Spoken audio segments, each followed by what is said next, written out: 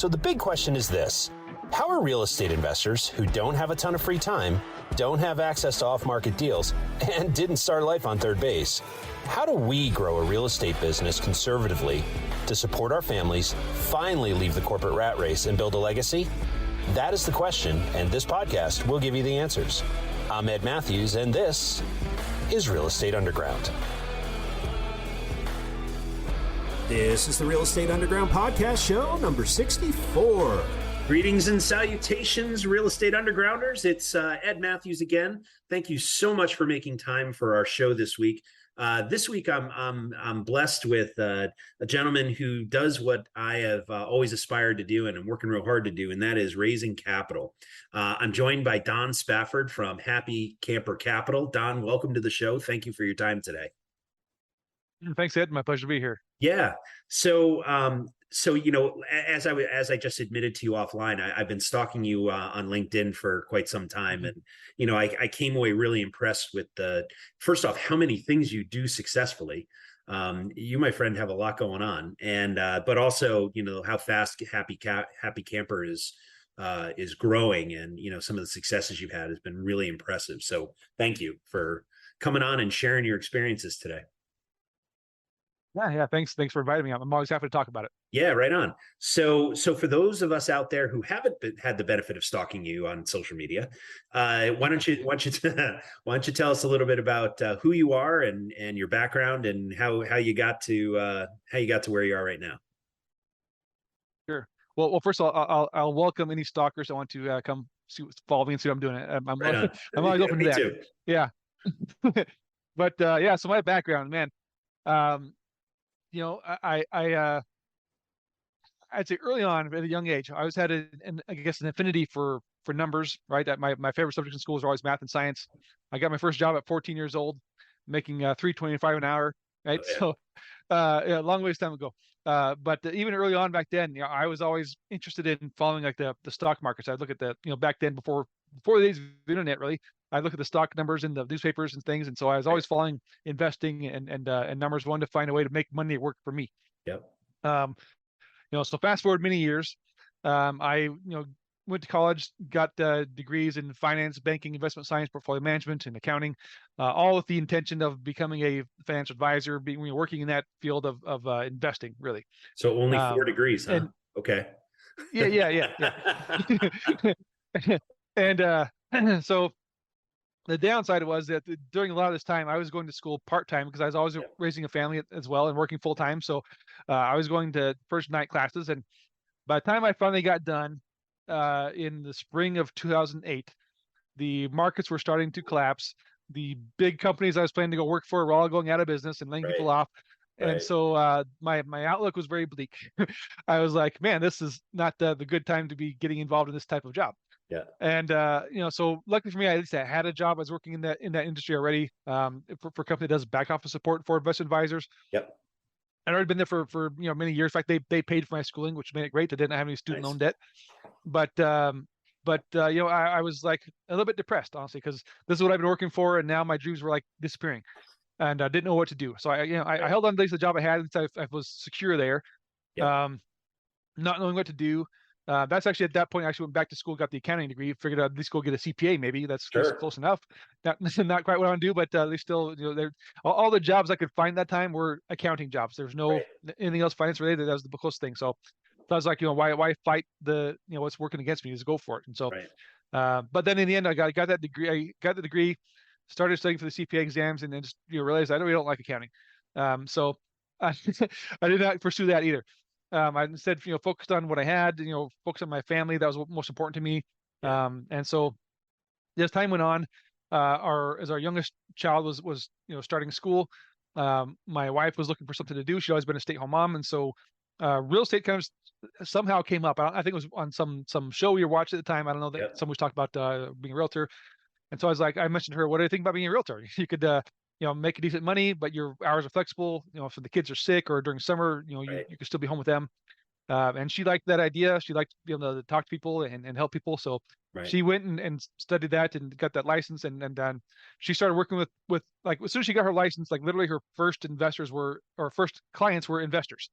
At this time we lived in Omaha, Nebraska.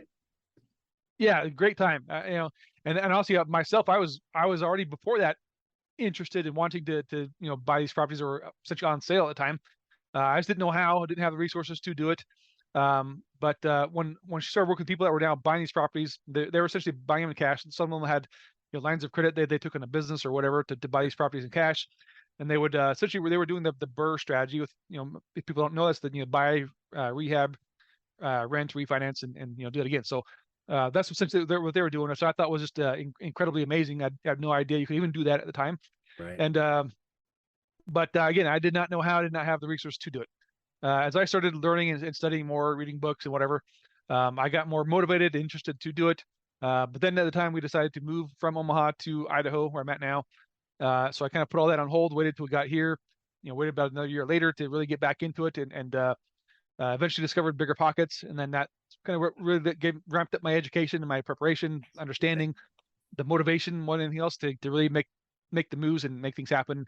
I found a way to get creative. So for people that are just starting out and say, I don't have the money to invest either, that was a big thing for me. Is like, I don't have 20 to 25% down payment for a property.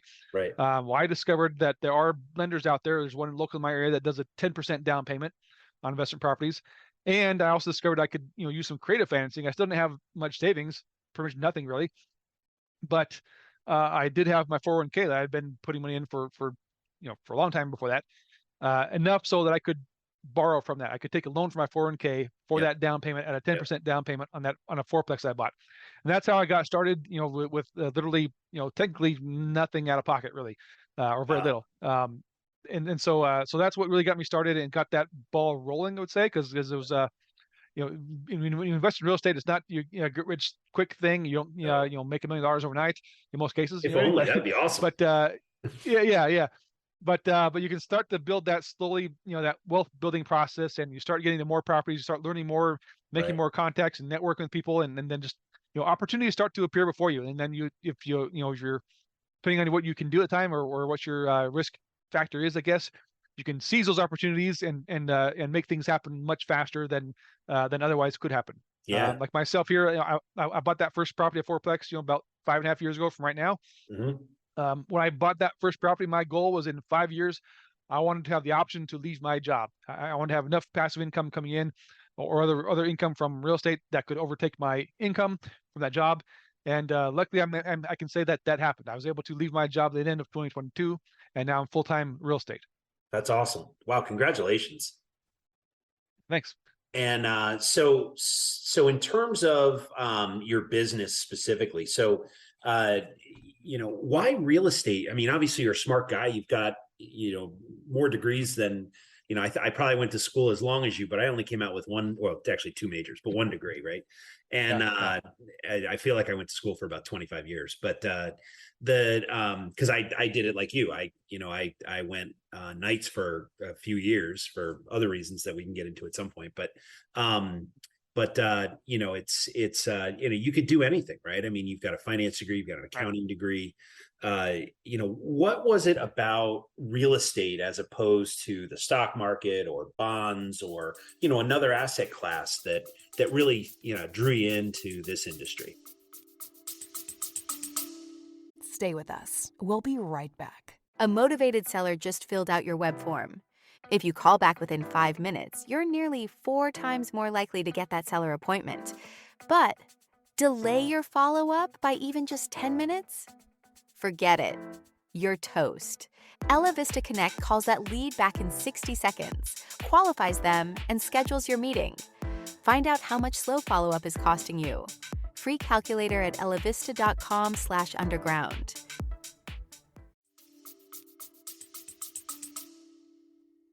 Yeah, so I was investing in stocks too. In fact, I started investing in stocks in 2008. Again, everything was on sale. So I'm like, hey, this is a great opportunity. I didn't have a lot of money. And ruined it. Yeah. All right. So I was investing, a little bit I could back then. Buying some stocks and things. What I could. I had like a few $100s, but something. I was like, hey, these are still on sale. They could go up a lot, and keep that rolling. So, but what really drew me to real estate was a few different things. Well, first of all, with stocks, there's really no way to leverage that. I mean, you can, but it's much more risky. But Yep. so basically, if you want to own $100,000 of stocks, you've got to have $100,000 to invest, Right. essentially, or a long time horizon to wait for it to grow.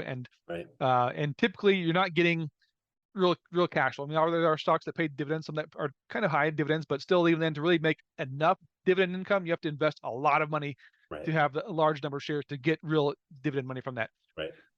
So for me, that was not something that was going to really likely happen to get to the goals I was trying to reach. And on top of that, especially as technology grew and you know some high profile people could make public comments about something that could Yeah. totally drive a stock price up or down. See, You Elon have zero Musk, control right? over what happens. Yeah, Yeah. Right. exactly. So I'm like, why would I want to put my money and trust into something that could just disappear instantly with zero control over everything? So Right. what I liked about real estate, what drew me into it, is that there's relatively over the time horizon, those values are always going to go up. You're going to have dips like in 2008 happened, Sure. but relatively speaking, long term, they're going to hold their wealth and grow wealth over time. You can use leverage, so I can buy a $1 million property with a smaller percentage of that down payment Yeah. rather than paying $1 million to buy it. Beautiful thing. I have a lot more control over maintaining the value and keeping the value up, Yep. and driving the income from the rents and everything else, or not as opposed or not as affected by market conditions so much. Right. And then on top of that is just the income that I can create from that amount invested is much higher than what I would get from those dividends. And on top of that, the tax savings as well. All right. So the depreciation, passive income versus active income, that kind of stuff, all those different factors. For me, what really attracted me to real estate and wanting to do more into it as the only option I could see to change my future, to get to the financial goals I was trying to achieve. I would Right. not ever get there working more hours for somebody else. Yeah, I don't know of a way, unless you happen to work for a company that goes public, or yeah, that's pretty much the only way I know how to do it. But there's really no way for you to have a W-2 and work for someone else and achieve financial freedom on a medium term basis. I'm not going to say short term, because the game we play is a long term game. But over the course of 5 or 10 years, you can create financial freedom, maybe less if you go faster, right? If you raise capital and do some of the things you've done.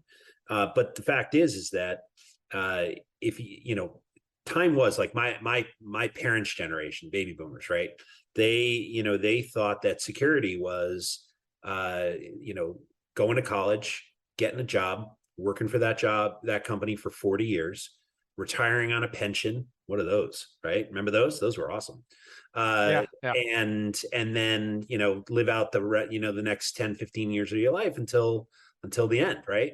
And, two factors have changed. One is there is no, short of Social Security, which who knows where that's going to be in when people go for it. But, the fact is that the social contract has changed substantially, and companies are not interested in making sure that you're covered once you stop working for them.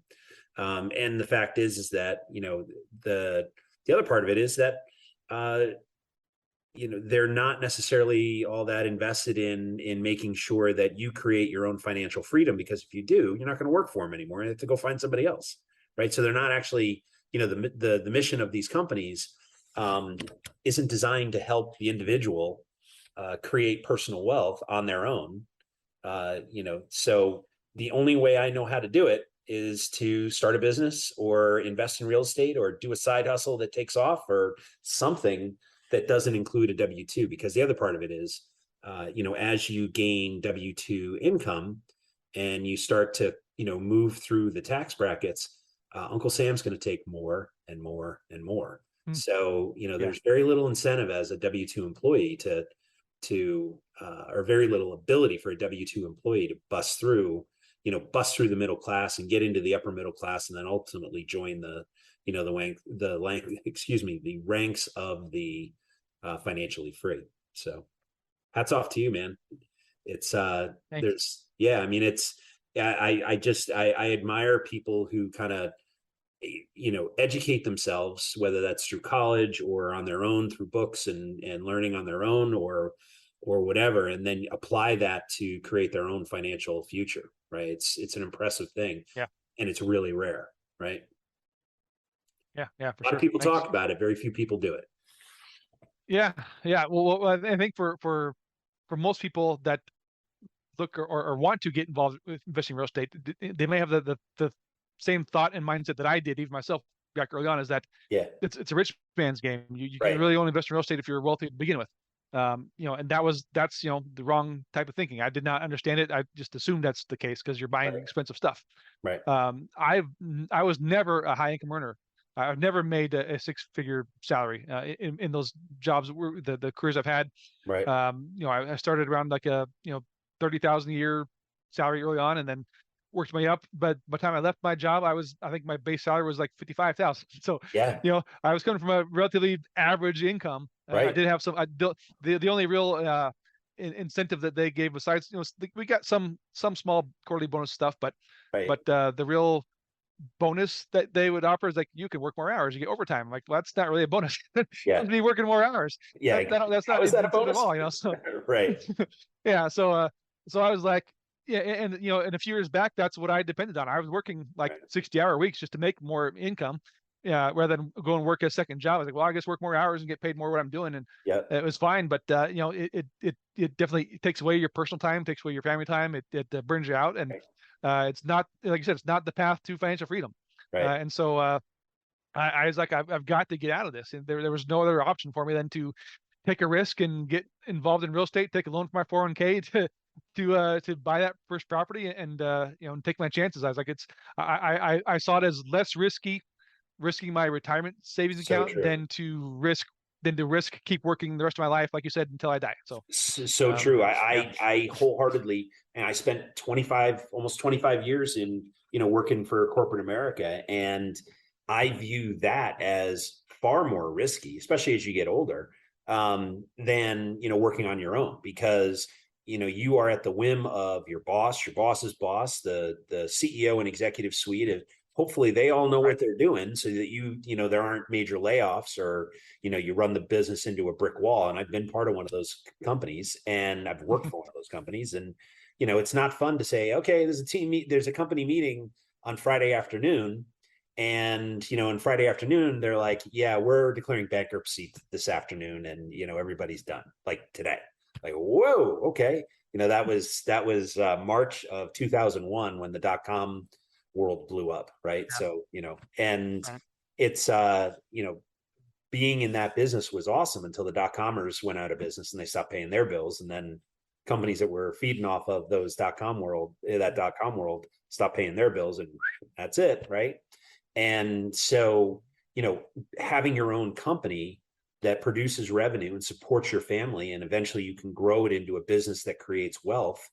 That level of control for me made a lot of sense, right? Because I didn't have to count on anybody else. I was eating what I was killing, and I got pretty good at killing stuff so that we could eat. And because I have two little girls who enjoy food and a roof over their heads and all that, and my wife's kind of partial to that too. So I was highly incented, probably like you, to to make it all work, right? So Definitely. So let's talk about your business today. So Happy Camper Capital, primarily a capital raising company, right? That's your focus in that business. Yeah, well, we actively purchase properties, right? So we're not just Okay, good. raising capital for other stuff, right? We raise Doing capital for our yourselves. own deals, right? So Awesome. we're like you're saying, we're sourcing and killing, I guess. So Yeah. we actively are pursuing. Yeah, we actively pursue RV campgrounds and resorts. Okay. So these are not mobile home parks. Get that distinction. Not mobile home park. There's not long-term stays. These are like resort destination vacation campgrounds, right? So Okay. you own an RV or just love going outdoors camping, you're going to come to one of these properties, stay there for a weekend or something, and go back home. So we find these properties ourselves, mostly off market. And then we do a capital raise with our investors to help purchase them and provide amazing returns back to our investors. So it's a fascinating business because, obviously, I personally, I focus in multifamily, right? But as an asset class, RV parks, right, and campgrounds, who would think that that's actually a cash flow producing business to the point where, obviously there's an appreciation factor, right? But, how did you discover this asset class, and what was so compelling that made you dive in, obviously head first? Yeah. Well, for sure. Like, as you mentioned, for many years, decades, it's been mostly a mom and pop business, Right. and even today, most of the campground owners are all, they live on site, they rent and manage themselves. And so it's only recently becoming more institutionalized at this point. So what led me to it was, I was like yourself, I was in multifamily. I was pursuing multifamily. I had some build to rent multifamily that I'm involved with, but I was still actively trying to get into more standard, we'll say, value add multifamily, like everybody else is doing these days. Sure. The problem is everybody else is doing it. So Right. when I was looking to get into that during 2021, really, essentially I made that move to commercial real estate in 2021.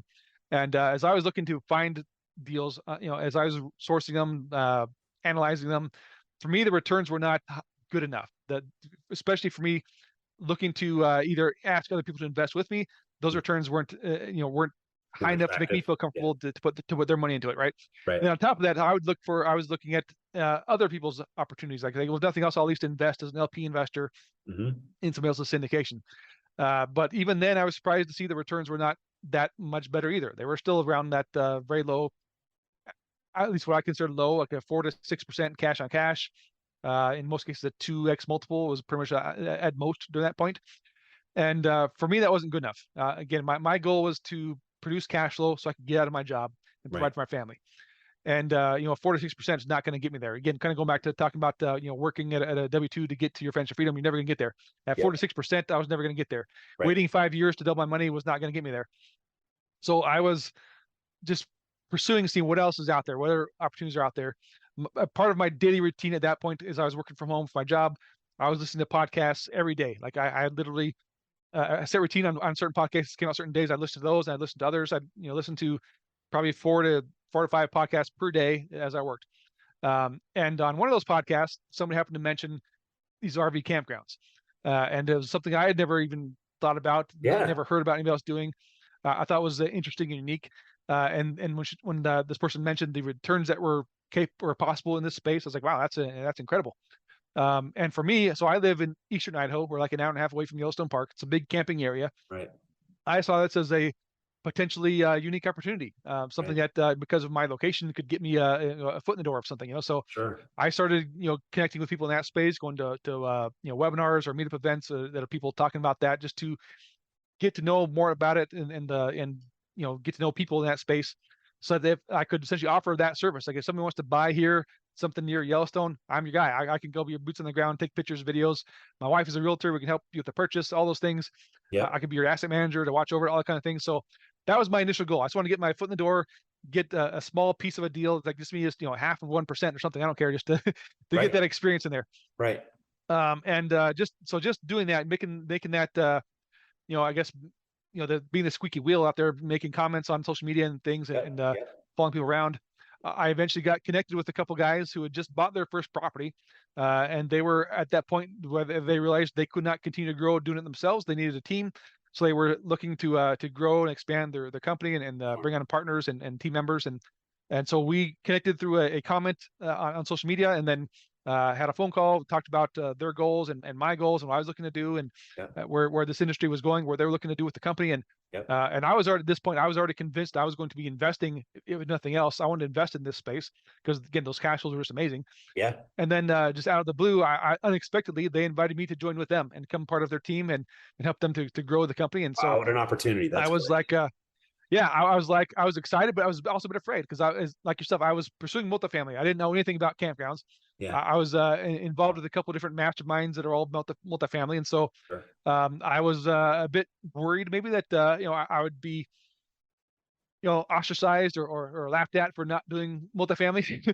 But the way I looked at it, though, I was cloth, like, you're out of the multifamily club, that kind of thing, or yeah, well, sort of, yeah. So I was like, you know what, I'm not doing this for them or for anybody else. I'm doing this for me and my family. It's like if Absolutely. I see, what the future looks like for me 3 years from now, am I going to regret not taking this chance Sure. because it wasn't multifamily? Then I'm going to at least go for it. I'm going to give it a try. If it works out, awesome. If it doesn't work out, at least I tried and won't regret it.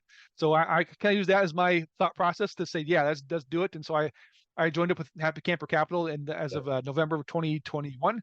And we've just been, growing and had an amazing pace ever since. And honestly, as kind of we were talking about offline before this, is that had I not gotten into this space with Happy Camper Capital, I would not have been a guest on 100 different podcasts. Now, there would have been nothing special or unique about me to go and talk about, so.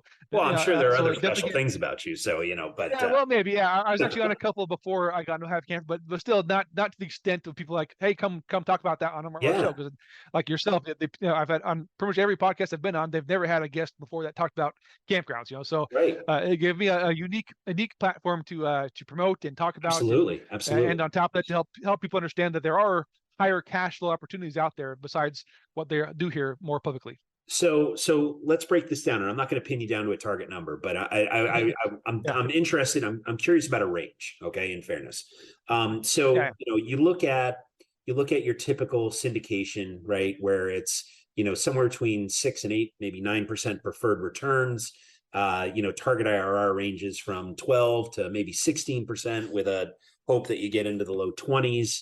With a self-storage, so on average, I think syndications over time return ballpark, or multifamily, that is ballpark 13%, where, self-storage is looking at, 15, 16, 17% on average overall, right? It may even have improved since that market's kind of taken off a little bit. And cap rates have compressed in that part of the world. And then you look at like straight or short-term rentals, where you talk to some of the experts out there. Robin Thompson's is one of my favorites, and she'll tell you that if you can get $1 for a monthly rent, on a short-term rental, you can get probably anywhere from $1.50 to $2.50. And I'm using a small number to, so if it's 1,000, you're looking at 1,500 to 2,500, but you can get multiples, what you can get in short-term rentals. So, that tells me that, there are absolutely other asset classes where you can grow wealth in a very significant way. So, when you say RV parks, I think at least tangentially short-term rentals, right? But it's not really, it's similar, but it's not the same, right? So tell me about that, and tell me, what kind of returns historically you've seen in the market, and let's talk ranges, so we stay off the big SEC radar. But I'm just curious, what are historical returns for this asset class? Yeah. Well, first, like as you're saying, to give some clarification, that I actually do compare this more closely to like a short-term rental or even a hotel type model, more than multifamily or mobile home parks or anything else. Because that's kind of what we're after. This is outdoor hospitality, so people come there and stay for a while and then they go home, and that's really what creates that high revenue for us. And so typically, what we target when the properties we're looking to buy, we're looking for double-digit cash on cash, double-digit obviously IRR stuff. So giving a range, we'll say we typically target between a 12 to 18% cash on cash is pretty much average. We have had properties we've seen as high as like a 20% average cash on cash. Got my attention. And then that equates to then usually a 2.5 to 3x multiple. And let's say 18 to 25% IRR. So we're at that very high range for people that are looking for higher returns. But me particularly, what really drew me to the space more than the IRR, more than equity multiples, was that cash flow.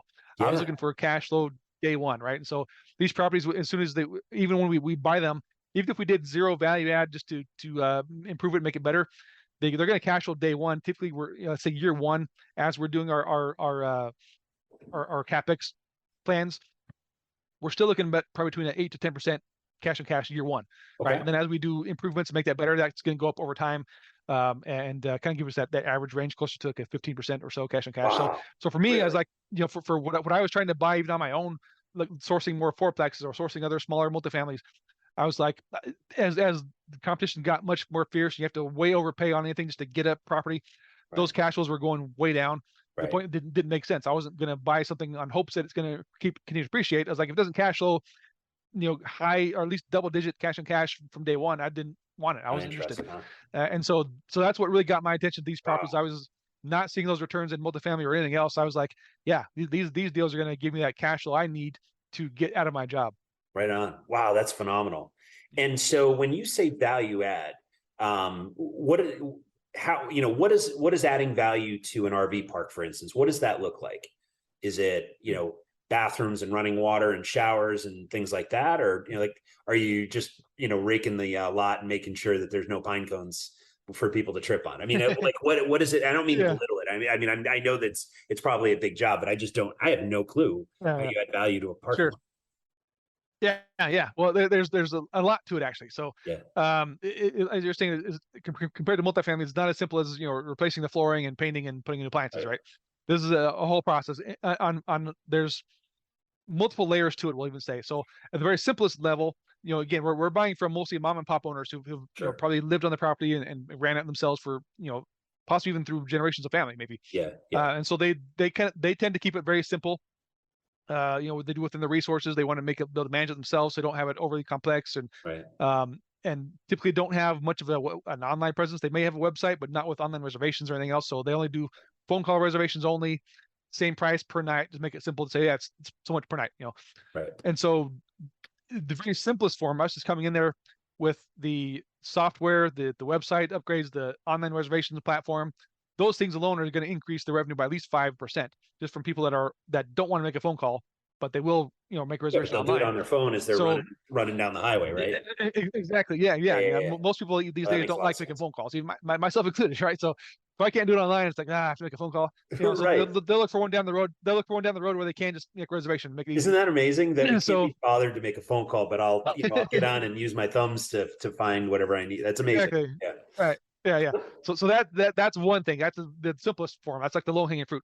Yeah. From there, it's a lot of just general upgrades. In most cases, for us, it's expansion. If we find a property that's got additional land, we want to build it out, add on more campsites, add on more glamping options, add on more amenities, things we're going to attract people to come there. Because these days, people are not just going camping just to go camping. Like me and my family, when I was young, we'd go camping somewhere alone in a tent and build a fire. Right. That was camping. Boy Scout camp, same thing. That's simple stuff. So, but these days people are camping for entertainment. They're not going just to relax and be alone. They're going there to have fun, to get away and relax, enjoy the times. But more or less going to like an amusement park. Right. That's like an amusement park basically, but in a campground. So we're adding on these types of amenities and attractions that are going to bring people there, make them want to stay there and spend money while they're there. So we look for not just what's existing, what can be done. Of course, if there's not a pool, without a pool, we may add a lazy river type thing or an aqua park if it's on a lake. If you look for something to go down on docks to have like boats and people go skiing and that kind of stuff. We've got some properties we will add on like an amphitheater to do concert events. Bring people there. So again, people may not even go there for camping at all. They'll come out for a concert event. They go play in the lake while they're there.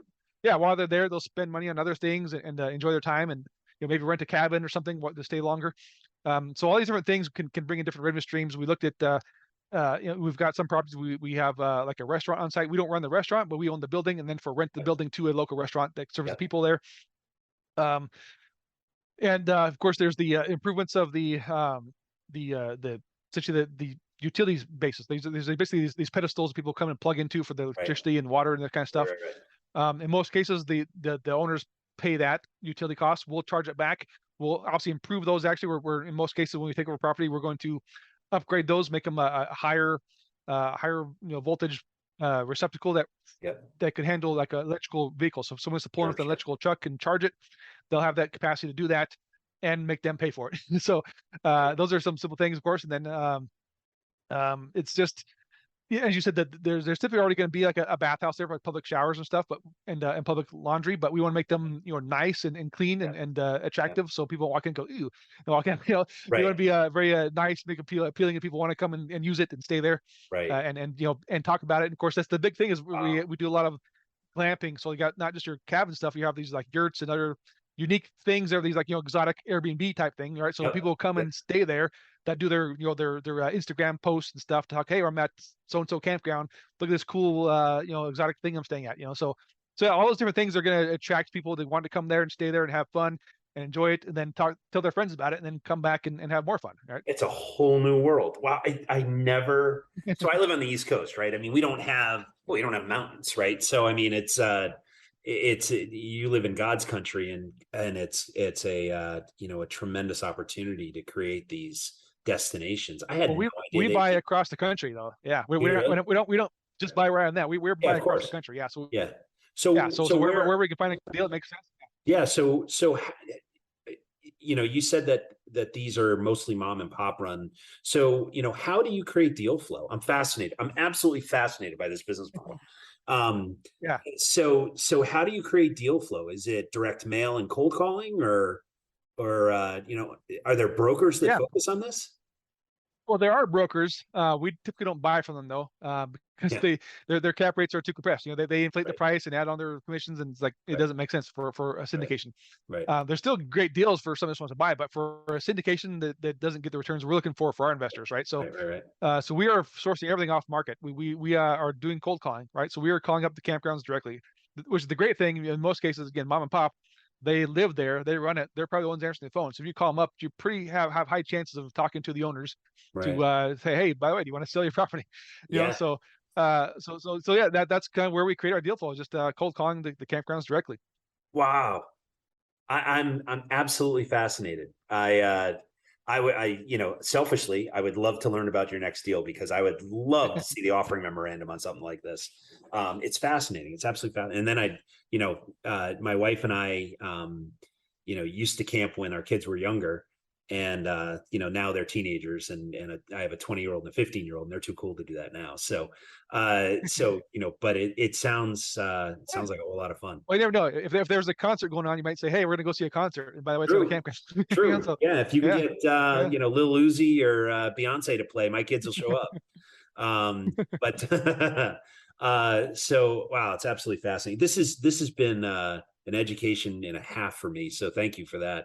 So I'm curious. When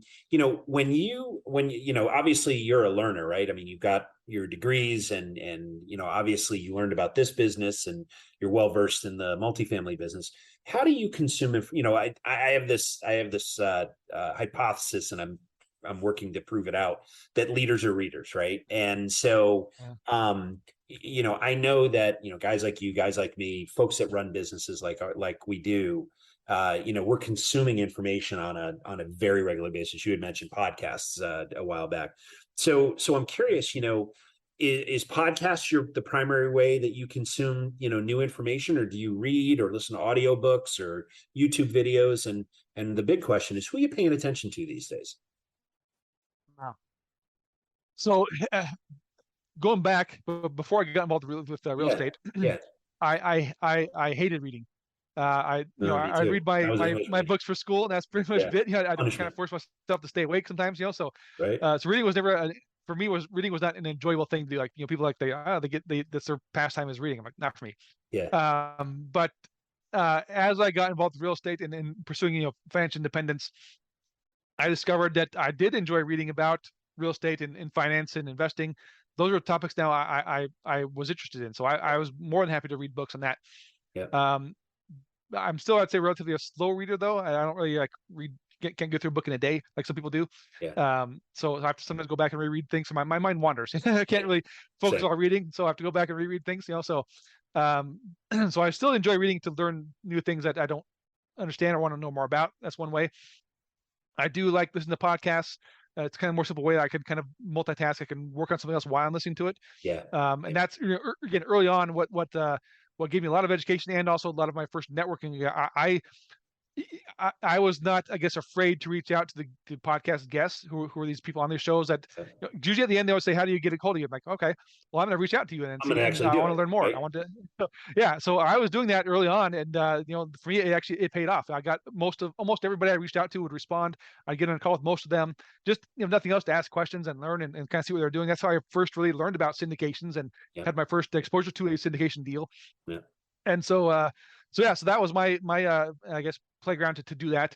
I'm the type though that I don't like wasting time per se. I view time as our most valuable resource. So I don't Amen. want to waste my time doing something that's not of any real benefit to me or my family. Right. So I usually, you're going to find me watching TV and that kind of stuff. That's for me not a good use of my time. So, Yeah.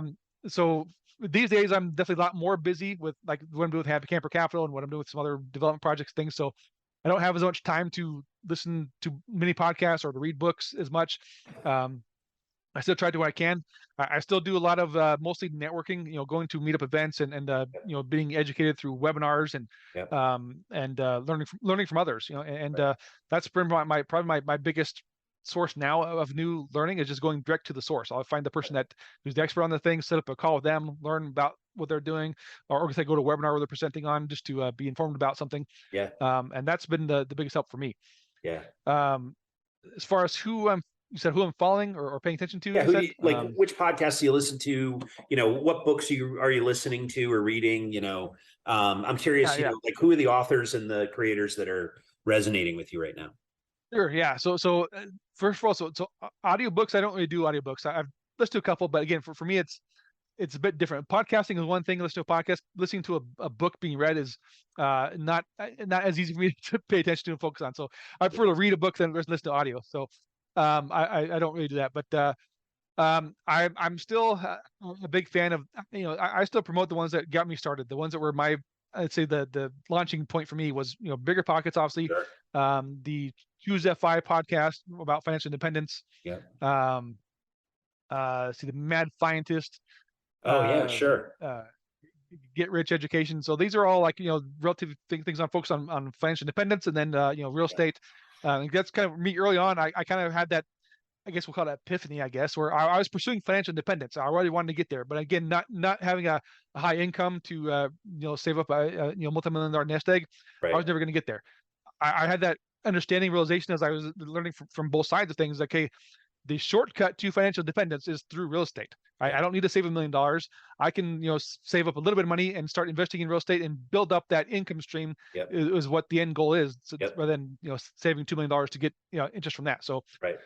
So anyway, so those are the ones I followed early on to kind of really learn and educate and get motivated. Those are ones I still enjoy listening to when I have time to. But these days I'm doing more guest appearances on podcasts and listening to as many as I did before. And then I do a lot of I do what I spend a lot more time on these days is networking. I go to a lot of just general networking events. Haven't done much in-person ones since COVID stuff. Everything moved to virtual. Yeah, that's actually where we met. Right? We met on online meetup, right? Was it Angel Williams? Exactly. Yeah. And so. Yeah. Possibly, I don't know. So I went to many all of 20, pretty much all of 2021. All I spent my time doing is I just went to multiple meetups. I was not involved with Happy Camper. I was not involved with any commercial real estate stuff. Yep. I just needed to network, get to know people, have them get to know me, because that was for me a big thing that I learned early on was that you have to have that to be successful in this space. You have to have the know, like, and trust thing. So right. I did not know anybody. Nobody was gonna. If nobody knew me, they're not gonna like or trust me either. So I had to get out there and be known to start building up that like and trust factor. Yep. So that way, eventually, when I got to that point where I had something to offer, they are now willing to invest with me because they know, like, and trust me. Yeah. So that's a friends, and you've big served thing them, to spend your time doing. Right on. Exactly. Yep. Yeah. So Don, I'm curious, when you're not providing really awesome places for families to go hang out and enjoy themselves, what do you like to do as a hobby, or how do you spend time with your family? Yeah. Tell me you go. Well, we do like to travel. Yeah, I've been to a few. We're hopefully going to buy some soon near my area that make it even better, more enjoyable to go to when we own it. But yeah, we've been to a couple. We do like to travel though. We enjoy traveling. Even just driving somewhere. We like to drive just to see the outdoors and enjoy the time together. Yep. My wife is from South America, so we like to get back there as often as we can. Yeah, nice. Personally, the two things that I guess help me relax, we'll say, is I don't watch pretty much any TV, but I do enjoy watching a movie once in a while. Not going to a movie theater, but here at home, just right. Rent a movie or stream Popcorn's something to watch at home. And Yeah, yeah. So I do like that, and then also my we'll say real hobby, I guess, is coin collecting. I have a Okay. pretty large coin collection and banknote collection that I started many years ago as a kid, even. And that's been for me, it's an enjoyable thing to just kind of build to that when I can. Very cool. Just I don't know. It doesn't really serve any purpose other than just I enjoy adding Just to it fun. and making it bigger, nicer, and yeah, certain things, But that Absolutely. of course in itself has grown quite a bit in value too. I mean, I never was buying it as an investment. I just buy it because I enjoyed it, and it's like Right. something I like to have. But it's also something that someday, if there's ever an emergency, hey, that's I've got a decent amount of money in those coins that I can at least pass on to my kids, if nothing else. So Right. Absolutely. yeah. Oh, that's awesome.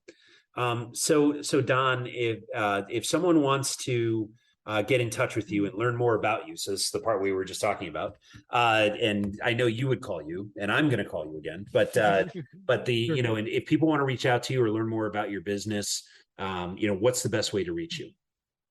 Yeah. Well, you can find me on social media such as LinkedIn. That's where I'm most active, is LinkedIn, and I guess in Facebook too. But you easily find me on LinkedIn. You can go to our website, happycampercapital.com. Yep. You can go to the About Us tab there. You'll find my name. Click on that. And then at the bottom right of the screen, you'll find a link where you can schedule a call with me. So we can set up a Zoom call and talk directly one-on-one. Excellent.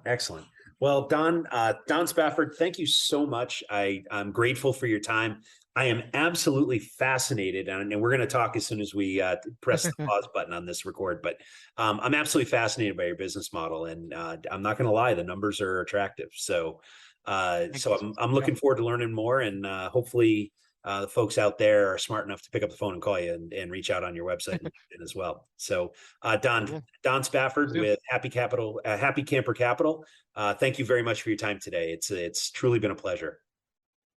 Thanks a lot. I appreciate it.